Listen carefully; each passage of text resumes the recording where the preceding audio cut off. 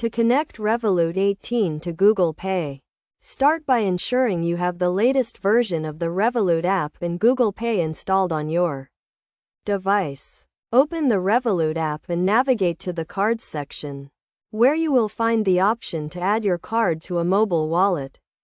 Select Google Pay from the list of available wallets and you will be redirected to the Google Pay app. If you do not have the Google Pay app, you will be prompted to download it from the Google Play Store. Once you have the Google Pay app open, you will need to add your Revolut card by taking a photo of it or manually entering the card details.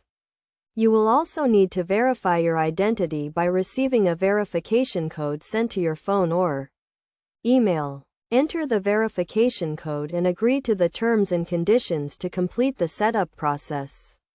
Your Revolut card will now be added to Google Pay and you can start using it to make contactless payments. It is essential to note that you must be at least 18 years old to use Google Pay with Revolut. And you must have a compatible device that supports Google Pay.